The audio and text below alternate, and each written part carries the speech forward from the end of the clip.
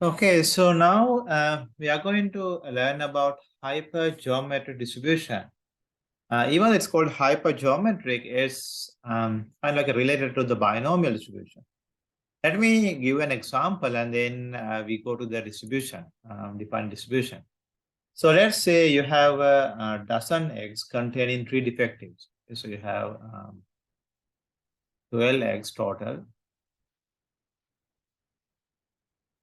And then three defective. Okay, so out of those 12x, three defective. So totally, how many goods one? Then you have nine good eggs. Okay. So total is going to be 12. So let's say you take a sample of 5 with replacement. So take a sample of 5 eggs with replacement. Okay. So then I want to know the probability.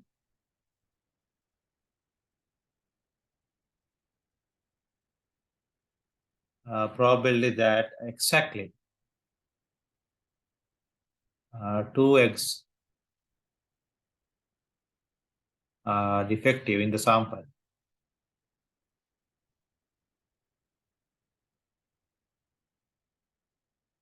Okay, so how do we do this kind of problems? So we can see that the probability of success. What's the success? Success in this case is getting drawing a defective egg. So it would be drawing a defective egg. So what's the probability for that? There are 3 defective eggs out of 12. So that would be 1/4. So we are going to do this. Our sample size is 5 eggs. So n equal 5. Since we are doing this with replacement, I can use a binomial distribution. So basically probability x equal to, that would be 5 choose 2. And then p is 1/4, which is 0.25 to the 2. And then the 1 minus p, which is 0.75 to the 3. Okay, so when you do this, you would get the probability that exactly 2 eggs are defective in the sample of size 5. Now, you know that when you take a sample, it's not possible to do the with replacement. So the more natural one would be without replacement. So what if I would say 5x without replacement? I change this term to without replacement.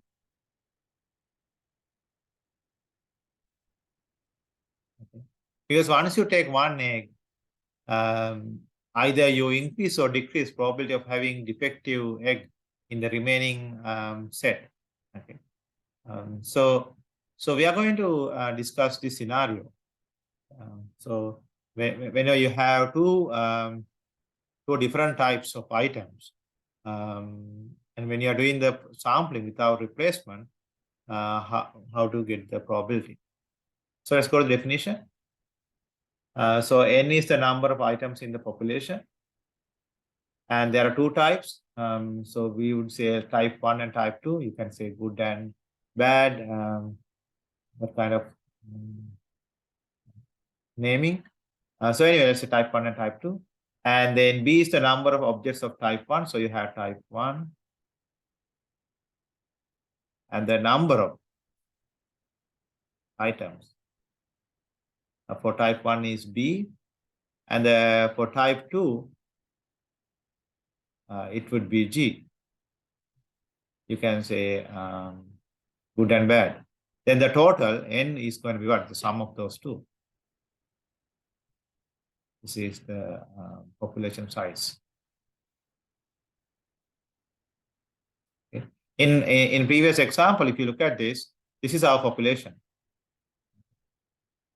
That's the population size.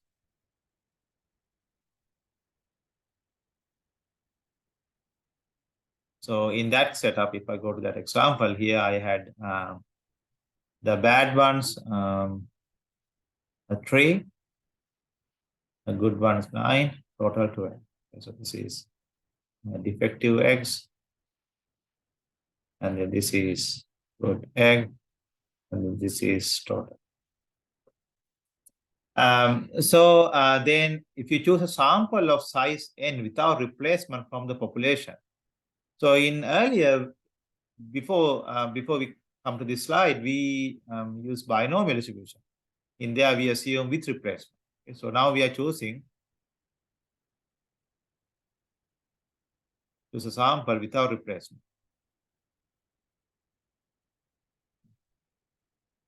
So so from the previous one, we chose sample of size 5. If you go here, this is my sample size. But the difference is in there with replacement. So now it's without replacement. So then if you define x as the random variable which denote number of type 1 object in the sample, so I can say x is a number of items from type 1 in the sample, not the population. Population 1 is fixed, you know that. So then what will be the probability x equal? So in this case, I can go from what? I can go from 1 to 3, okay, because type 1 maximum is 3, so you can't go more than that. So that's why here you see that it goes from the k and goes from 0 to b. It can be 0, 1 to 3.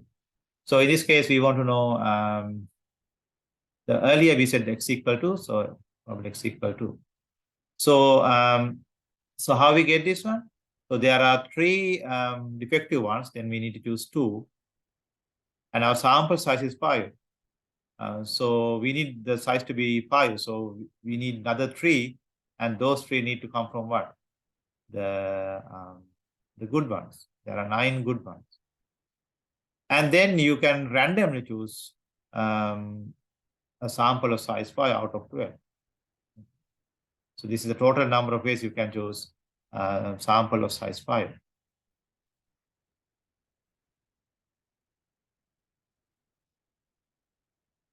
You can choose a sample of size 5.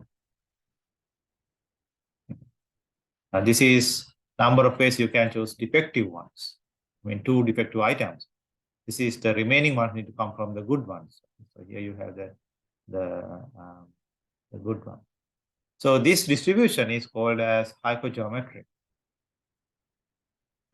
So it's a very simple distribution.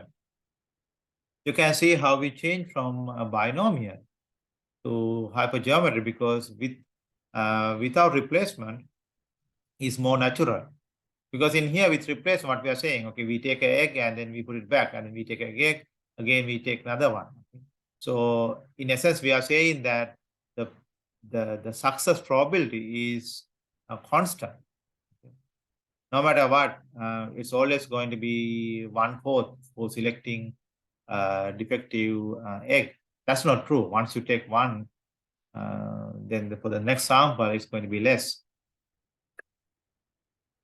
Yeah, so here you can find more examples. Please try to do it. And then here you see the expected value for the hypergeometric random variable and the variance. So please try to memorize this. And then you have few more examples.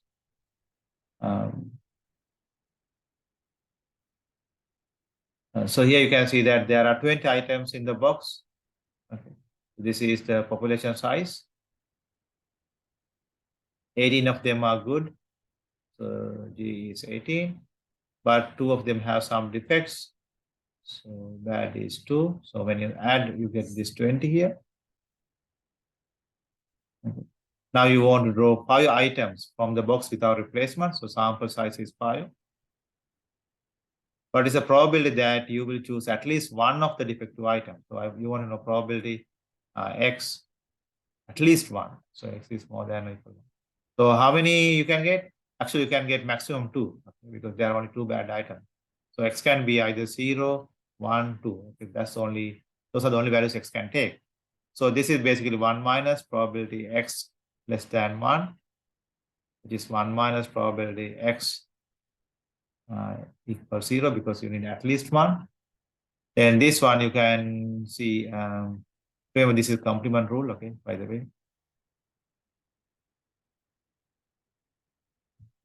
So here you can use the distribution, hypergeometric distribution. So you need 0 defective, that means all need to come from good one. The entire sample need to come from good one. So 18 choose 5. And then you have 20 choose 5. That would give the probability. What is the probability that you will not draw any defective item? So that means basically you are saying not draw any defective item. That means basically your X should be 0. The random variable take defective item 0. So that means 18 choose 5. Entire sample out of 20 choose 5. So the complement of that. So there are other problems. Please do these problems. And if you have any question, again, post in discussion board. Please use that tool, use the discussion board to ask questions. Thank you.